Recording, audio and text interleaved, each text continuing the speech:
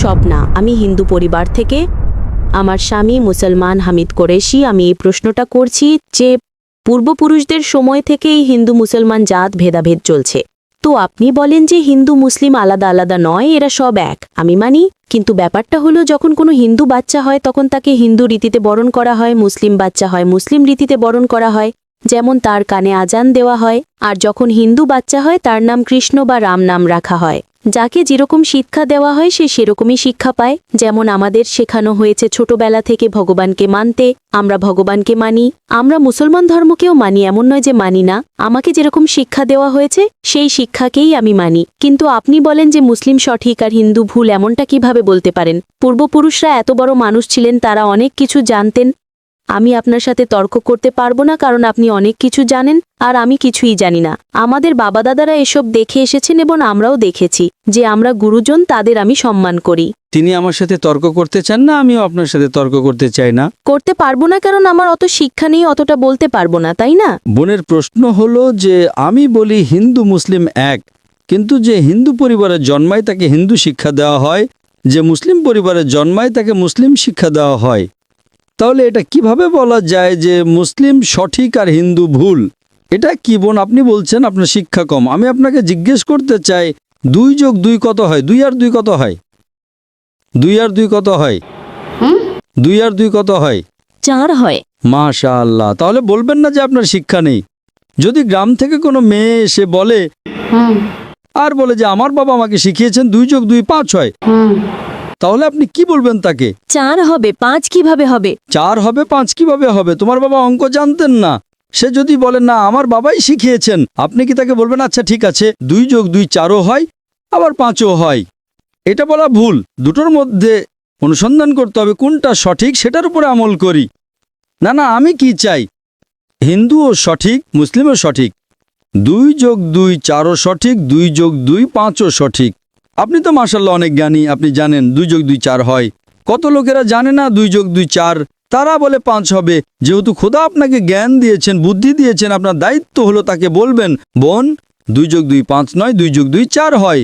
তখন সে হয়তো বলবে আচ্ছা আচ্ছা দুটোই ঠিক। আপনি বলবেন না দুটো ঠিক নয়, 2 + 2 4ই হয়, 5 ভুল। একইভাবে যদি কারো বাবা মা তাকে ভুল শিখিয়ে থাকেন যে মূর্তি পূজা করতে হবে, অথচ হিন্দু ধর্মগ্রন্থে বলা হয়েছে মূর্তি পূজা ভুল, তাহলে যার কাছে জ্ঞান আছে, আমি একজন ছাত্র, ইসলামও অনেক ধর্মের, তো যেহেতু আমার জ্ঞান আছে আমি অবশ্যই সেসব লোকদের বলবো যারা ভুল বলছে সঠিক জিনিসটা অনুসরণ করুন।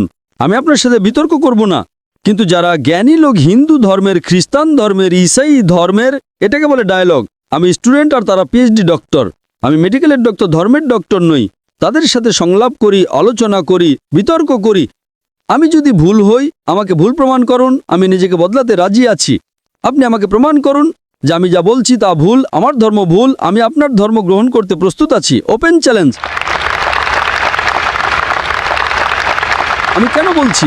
কারণ আমি ইসলাম ও কয়েক ধর্মের এক সাধারণ ছাত্র। 19 বছর পর্যন্ত আমার পরিবার মুসলিম ছিল, তাই আমিও ছিলাম। 19 বছর পর যখন গবেষণা শুরু করলাম তো জানতে পারলাম যে আমি সঠিক ধর্মে আছি। তারপর অন্য ধর্ম সম্পর্কে জানতে শুরু করলাম যে সব ধর্মেই ভালো কথা আছে।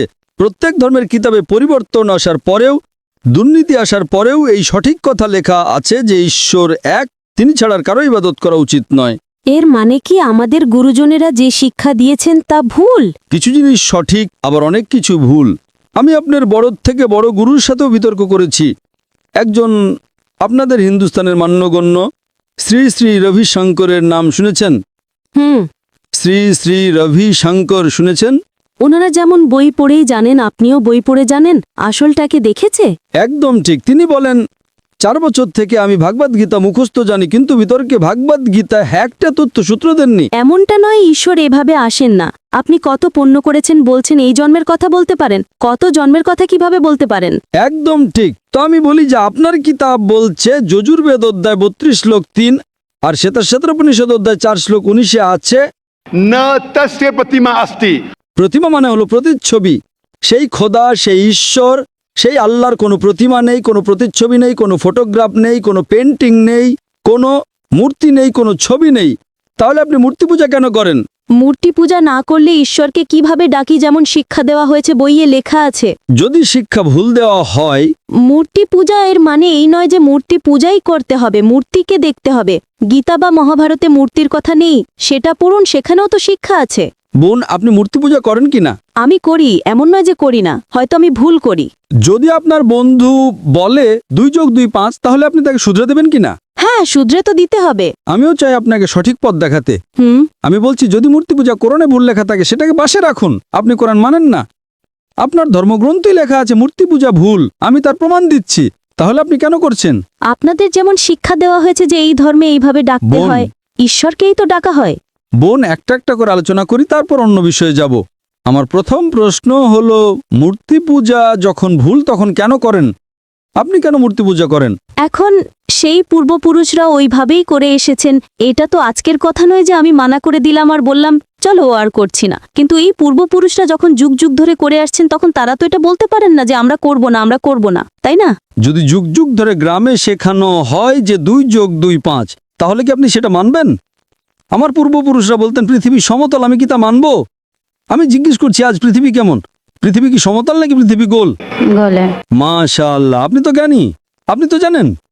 তাহলে যদি আমার বাবা দাদারা বলতেন পৃথিবী সমতল, তাহলে আমি কি করব? তাদের কথা মানবো নাকি ছেড়ে দেব? তো সেই সময় কি এই যুগ চলতো না?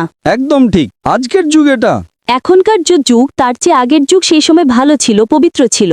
আগে এমন প্রচার হতো না যেখানে কোটি কোটি মানুষ একসাথে দেখতে পারতো। আজকের প্রচারে এখানে লক্ষ লক্ষ মানুষ জমা হয়েছে, লক্ষ লক্ষ মানুষের সাথে টেলিভিশনে কোটি মানুষ দেখছে।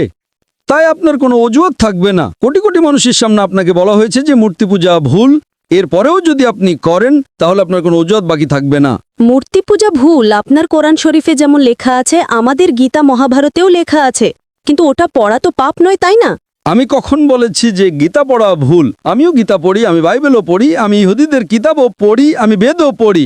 আপনি কতটা পড়েছেন আমি জানি না, আমি পড়িনি, আমি একজন অশিক্ষিত সাধারণ মানুষ। কিন্তু আমি পড়েছি। হ্যাঁ, এই জন্যই আমি আগে বলেছি আপনার সাথে তর্ক করতে পারবো না, আপনার সমকক্ষ হওয়াও আমার কাজ নয়। হ্যাঁ, তো আমি আপনার সাথে তর্ক করছি না, আমি শুধু অনুরোধ করছি। কিন্তু আমি এটা বলতে চাইছি না আমাদের পূর্বপুরুষরা যা করে এসেছেন সেটা কি ভুল? এজন্যই তো বললাম, আমার পূর্বপুরুষরা বলতেন যে পৃথিবী সমতল, দুনিয়া সমতল। আমি সেই পূর্বপুরুষদের কথা কি মানব? আমি পূর্বপুরুষদের সম্মান করব, তারা আমার বড় ছিলেন, আমার বাবা দাদা ছিলেন। সম্মান করার মানে এই নয় যে তাদের সব কথা মানতে হবে। যদি আমার পূর্বপুরুষরা বলতেন 2 যোগ 2 5, তাহলে কি মানব? না। আমি শ্রদ্ধার সাথে আচরণ করব, আমি তাদের গালি দেব না, আমি তাদের অসম্মান করব না, ভালোবাসার সাথেই বলবো, কিন্তু বলবো যে আপনি ভুল। হুম। আর যদি নাও বলি, অন্তত আমার জীবনে সেটার ওপর আমল করব না। হুম। আমি জিজ্ঞেস করতে চাই যে যখন আপনার ধর্মগ্রন্থ বলছে আপনার স্বামীর কিতাব, হুম। আপনি তো আপনার স্বামীকে বিয়ে করেছেন, তাই না? হ্যাঁ। লাভ ম্যারেজ ছিল? হ্যাঁ। हाँ ঠিক ছিল না ভুল ছিল সেটা অন্য কথা, কিন্তু যখন আপনি আপনার স্বামীকে এত ভালোবাসেন, আপনার স্বামী আপনাকে ভালোবাসেন কিনা? হ্যাঁ। করেন তো? হ্যাঁ। আমি আমার স্ত্রীকে খুব ভালোবাসি, আমি আমার স্ত্রীকে সবচেয়ে বেশি ভালোবাসি। আপনার স্বামী আপনাকে ভালোবাসেন, তিনি কি চান না যে আপনি জান্নাতে যান? না। আপনি কি চান যে আপনার স্বামী জান্নাতে যাক? যাক কিনা? হ্যাঁ। তাহলে আমি জিজ্ঞেস করি, যদি একটা গাড়ি থাকে আর সেই গাড়িটা যখন চলে, তার একটা চাকা সাইকেলের আর আরেকটা চাকা ট্রাক্টরের, গাড়িটা চলবে কি? না। চলবে না, ভারসাম্যহীন। এজন্য আমাদের দেখা উচিত কোনটা একটা সঠিক। 4 টায়ার যদি লাগিয়ে দেয় সাইকেলের, তাহলে হয়ে যাবে হাত গাড়ি। যদি ট্রাকের টায়ার লাগাই, হয়ে যাবে ট্রাক। তাই আমাদের এটা অনুসন্ধান করা উচিত।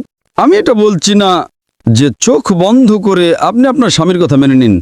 শিক্ষিত হওয়া জরুরি নয়, কিন্তু বুদ্ধিমান প্রজ্ঞাবান হওয়া জরুরি। আমাদের শেষ নবী মুহাম্মদ সাল্লাল্লাহু আলাইহি ওয়াসাল্লাম, তিনিও নিরক্ষর ছিলেন, কিন্তু সবচেয়ে জ্ঞানী ছিলেন। তো আমি আপনাকে জিজ্ঞেস করছি, যখন স্পষ্টভাবে আপনার বইয়ে, হিন্দু ধর্মগ্রন্থে এবং কোরআনে লেখা আছে, তখন আপনার পূর্বপুরুষরা যদি ভুল কথা বলতেন, তাহলে কি আপনার সেই ভুল জিনিসের ওপর আমল করা জরুরি? না। তাহলে আপনি কেন মূর্তি পূজা ছাড়েন না? আপনি বলেন আপনি আপনার স্বামীকে ভালোবাসেন, ভালোবাসেন কিনা সেটা একটা প্রশ্নচিহ্ন।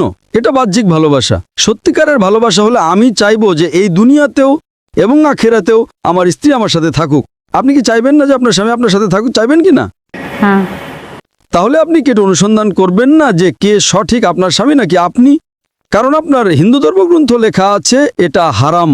या তাহলে আপনি কি মূর্তি পূজা ছাড়তে প্রস্তুত? হ্যাঁ মাশাআল্লাহ। আপনি কি মানেন যে খোদা এক?